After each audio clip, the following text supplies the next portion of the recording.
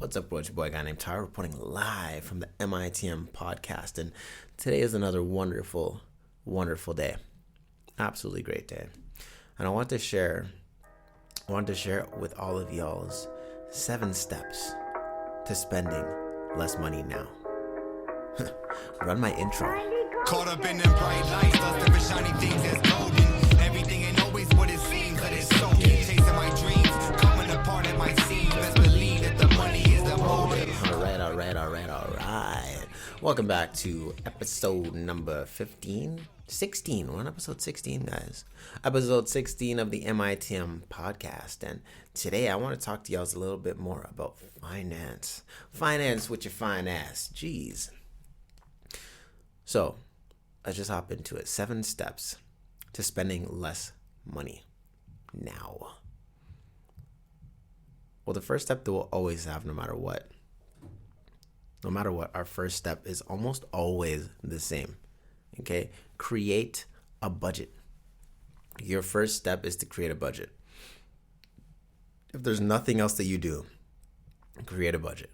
And if you want to know how to create a budget, you have to go back to our episode about budgeting. Okay, I know I've said this a few different times. I'll actually link it down below in the description of this episode. But if you want to learn how to make a budget, listen to that episode. We go in depth. Okay, so we're not going to do that here. Tip number 2, you want to think about how many hours of work a purchase is going to cost you. All right. I was on the phone with my friend the other day, and I was explaining a little bit about how I see money. Okay, and not even how I see money, how I see time. And I see time as dollar signs. Okay, I see time as dollar signs. Every hour of my time, every hour of my life, I see dollar signs. And I see that I'm either spending it or losing it, or I'm trading it.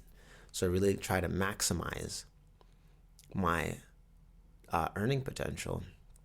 And if I am put in a situation where I'm not making as much as I would like to, then I have to think about how many hours of work a purchase ends up costing me. Okay? And one of those things is, sometimes if I'm going to go eat out, I think to myself, for example, if I was still working minimum wage, which I refuse to do, if I was working minimum wage, I'd be like, well, one meal at like a takeout restaurant is an hour of my life sitting behind that desk or doing whatever the minimum wage work is, right? To go out on a night on the town with some friends could cost me like 7 hours of me slaving away at a job that I hate. Okay, you want to think about how many hours of work a purchase or expense or whatever costs you. Okay, tip number 3, take advantage of sales, guys. There are sales all over the place. In fact, there's some people that they just don't buy things throughout the year. They just wait for the sales to drop. And when the sales drop, that's when they're like, yo, time for me to cop all of this stuff that I've been waiting all year to get my hands on, you know? So take advantage of sales.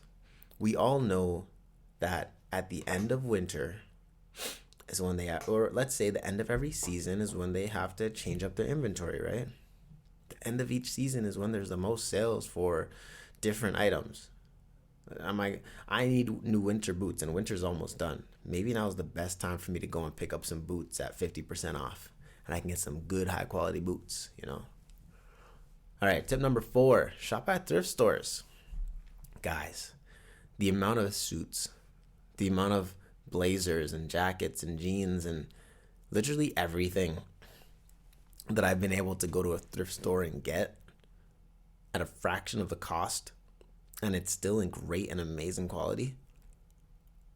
You have to, I would say, have a discerning eye and take the time to peruse and explore. And if you really want to know the hack, you don't just go to any random thrift store. You don't go to a thrift store that's near a low-income neighborhood, okay? That's when you get all the stuff that are like, never had a chance. But if you go to thrift stores that are near more high-end, more affluent neighborhoods, you will find some absolute steals. You'll find things that would be a couple $100s to go and purchase now that someone's decided to either trade in at a store like Plato's Closet, or just give away to something like a Value Village or a Salvation Army or whatever. If you find the places that are nearest the richest neighborhoods, you'll find some amazing steals. Okay, so we're gonna go to our next tip. Tip number 5: sell items that you don't use anymore. Okay, I want you to right now. So let's walk into your kitchen and see what appliances you have that you have not touched in the last 2 years. And for me, I have this slow cooker that's sitting there doing fuck all, taking up space in my kitchen. I want you to go to your closet and go through and see the things that you have not worn. I'm not just talking about seasonal things. I'm just talking about things that you stuffed to the back and said, I'm going to wear this eventually, and you never wore it. You never used it. I want you to go to that storage unit that you have, that you packed up all of that garbage in, that's been sitting there, and you're paying for the storage unit, and you haven't touched that one item for the last 5-10 years. You don't need it. Just sell it. Okay? Sell items you're not using. Open up that space in your life. Okay? Nature cannot stand a void. So when we create a void, it allows and creates space for the new things to come into our lives. Okay? All right. What is tip number 6? Tip number 6 is make coffee at home. Okay? With the price of everything going up, the price of everything has gone up. Okay? Our daily coffee has gone up, guys. All right? You spend $2 on coffee, maybe if you're someone that goes to like a Tim Hortons, or if you're in the States, I think their equivalent is like a Dunkin' Donuts or something. I don't know. I'm not from the States. Why do I keep talking to them? That's crazy. If you go to somewhere like a Tim Hortons or your local coffee shop, maybe you're spending $2 to $4 on a coffee. If you go to like a Starbucks, maybe you're spending $5 to $7. If you're going to like a little boutique, you're also spending $5 to $7 on like half the amount of what you get at Starbucks. It costs next to nothing to get some coffee grounds and a coffee press, and you can make your coffee at home. That would save you a tremendous amount. And if you're used to already spending that money, what I would do is redirect that new unspent disposable quote unquote income or money and invest it. Maybe you invest in that coffee company that you love buying your stuff at. Maybe you invest in your Tim's and your Starbucks stock. So now every quarter you get paid a nice pretty penny to then use that on your Starbucks purchase. Let Starbucks pay you to buy from Starbucks, you know. And here's the last one. The last tip, our number 7th one, is to pay in cash whenever possible. Okay? This is old advice, right? When you pay in cash, you know where your money is, you know where your money's going, and you know what your money's doing. Okay? What we pay attention to is what grows. What we bring awareness to is what grows and develops. So you want to pay attention to your money. And when we're tapping all the time, it becomes so easy to tap, and forget. But if you actually go to a bank and cash your check, or you go to a bank and you pull your money out and you say, this is what I can spend. And you put it in little envelopes. I know it sounds ridiculous. You put it in little envelopes and you say, this is the envelope I have for the week. And you have that cash in your pocket and you're walking around with that money. And you're like, all right, that's it. This is all I have.